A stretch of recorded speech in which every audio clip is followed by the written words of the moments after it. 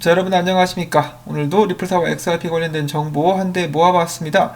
자, 첫 번째로는 호주 결제 서비스 업체인 노바티가 이렇게 이야기를 했다라고 기사에 나와 있는데, 리플사와 파트너십 진행 중. 여기만 딱 읽어봤을 때는 마치 파트너십에 대해서 양사가 협의를 하고 있는 것처럼 기사가 나와 있는데요. 이 해당 파트너십을 통해서 노바티의 고객들은 필리핀으로 즉시 송금이 가능해질 예정이다라고 나와 있죠. 자, 근데 이 기사를 전하시는 데 있어서 중간에 약간 이 오해가 있었나 봅니다. 파트너십에 관련돼서 협의가 이루어지고 있는 것이 아니라 파트너십은 진작에 체결이 됐고요. 파트너십 체결 후에 새로운 서비스를 이번에 출시를 했다라고 노바티 쪽에서 발표를 한 것입니다. 이번에 노바티와 리플넷 같은 경우는 기술 통합 완료 및 관련된 서비스를 출시한 상태로서 호주에서 동남아시아, 그중에 특히 필리핀 쪽에 국제송금 분야에 집중을 하겠다라고 밝혔습니다. 이를 위해서 필리핀 쪽에서 비은행 중에 가장 큰 규모를 자랑하는 iRemit과 함께 일을 하게 될 것이라고 하는데요. 리플넷을 통한 국제송금 거래가 개시되었다라는 것이겠죠. 자, 그런데 여기서 중요한 거 XRP가 활용이 되느냐, 그 부분에 대해서 정확하게 이야기는 나와 있지 않았었습니다.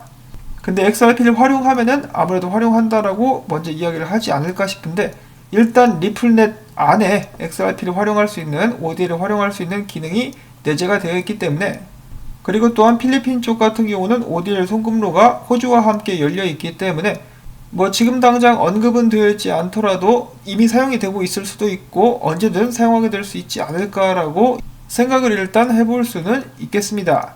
자, 그리고 연이어서 비슷한 소식 한 가지가 더 있는데요. 이번에는 말레이시아의 국제 지불 회사인 트랭글로 비슷한 발표를 해주게 되는데, 그들은 리플사와 함께 국제 지불을 영원히 바꾸기 위해서 함께 네트워크를 설계해 나가고 있다라고 이야기를 해주고 있습니다. 자, 일단 목표로 하고 있는 지역 같은 경우는 이 노바티랑 겹치는데요. 동남아시아 지역이라고 합니다. 그런데 가장 큰 차이점이 있다라면 그들의 홈페이지를 딱 들어가 보면은 ODL과 XRP에 대해서 크게 설명을 하고 있는 그런 모습이 보여지고 있고요.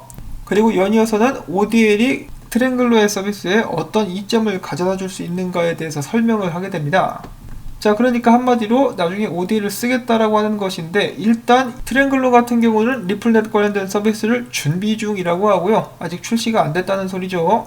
출시가 되게 되면은 ODL을 적극적으로 활용해 볼 수 있을 것이라고 기대를 해볼 수가 있겠습니다. 노바티 같은 경우는 ODL을 사용하는지 사용하지 않는지 확실하지 않지만은 출시가 됐고, 트랭글로는 이제 사용을 하겠다라고 이야기를 했는데 아직 출시가 안 됐다라고 생각하시면 되겠죠.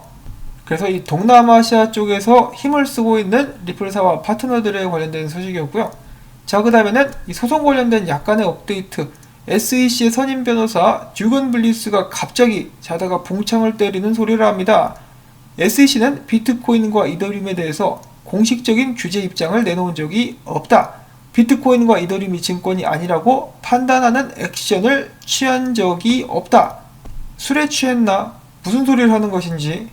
제이 클레이튼이 공식적으로 몇 번이나 나와가지고 비트코인과 이더리움은 증권이 아니다라고 이야기를 했는데, 이제 와서 이더리움이 증권이 아니라고 판단한 적이 없다라고 합니다. 자, 이거 딱 봐도 최근에 판사가 SEC 내부에서 이 비트코인과 이더리움에 관련된 회의 내용을 내놓으라고 하자 갑자기 이렇게 태도가 돌변해가지고 이 구석에 몰린 쥐새끼처럼 움직이고 있는 SEC라고 볼 수가 있겠는데요. 자, 과연 그들은 뭐가 캥기는 것일까? 무엇이 수면 위로 드러나는 것이 두려워가지고 이렇게 약을 치고 있는 것인가라는 생각을 하게 됩니다. 자, 그들이 비트코인과 이더리움이 증권이 아니라고 판단하는 액션을 취한 적이 없었으면은 지금 현재 CME 같은 곳에서 비트코인, 이더리움 선물 시장이 애당초에 거래가 될 수가 없었을 것이고, 지금 비트코인 ETF 신청도 막 쏟아지고 있는데 이제 와가지고 SEC는 이더리움과 비트코인이 증권이 아니라고 판단하는 액션을 취한 적이 없다. 이야, 이거 완전 판사를 개 돼지로 봐버리는 SEC의 이런 발언이라고 볼 수가 있겠는데요. 점점 더 흥미진진해지는 소송 관련된 사항들이라고 볼 수가 있겠습니다. 다음에는 또 어떤 이야기를 하게 될 것인지, 그리고 SEC가 감추는 무언가가 수면 위로 드러나게 되면서 대중들에게도 밝혀지게 될 것인지 굉장히 기대가 많이 됩니다. 자, 물론 감추는 게 있다는 가정하에 말이죠. 근데 이렇게 좀 오버하는 거 보면은 좀 뭔가 있지 않나 라는 생각을 하지 않을 수가 없습니다. 자, 그 다음으로는 암호화폐 결제 업체 코인게이트에서 이전에 XRP 관련된 서비스를 중단을 했었다가 이제는 미국 외의 사람들에게 XRP 거래 및 서비스를 지원하겠다라고 밝혔습니다. 자, 아직까지도 SEC 눈치가 좀 많이 보이기는 하는데 그래도 미국 외에서는 어느 정도 서비스를 해도 되겠다라고 생각을 했나 보죠. 자, 그 다음으로 암호화폐 대출 및 이자를 주는 서비스 중에 셀시어스라는 플랫폼이 있죠. 이 플랫폼에서는 스테이킹한 암호화폐들을 대상으로 이자를 지급했었는데 앞으로 미국 내 거주자들에게는 XRP 이자 지급을 중단하겠다라고 밝혔습니다. 그다지 달갑지 많은 않은 소식인데 이 사람들도 굉장히 조심하는 것이겠죠. 자, 그 다음에 캐나다에 이 토론토에 거점을 두고 있는 몰기지 브로커리지, 한국말로는 융자를 이제 주관해주는 집 살 때 대출 관련된 서비스를 해주는 회사라고 볼 수가 있겠는데요. 매트릭스 몰기지 글로벌이라는 회사에서 암호화폐로 이번에 이제 지불을 받기 시작했다라고 발표를 했는데 그 중에 하나가 XRP라고 합니다. XRP로 지불을 받겠다라고 발표를 한 것이죠. 그러니까 한마디로 XRP가 증권이라는 것을 믿지 않는다라고도 볼 수가 있겠습니다. 자, 그 다음에 이렇게 XRP가 리플사의 지갑에서 익명의 지갑으로 이동을 했다라고 합니다. 어디로 갔을까? 제발 시장으로는 나오지 않기를 바라봅니다. 자, 그 다음에 마지막으로 좀 재미난 그런 상황이 있어가지고 여러분들께 가지고 와봤는데요.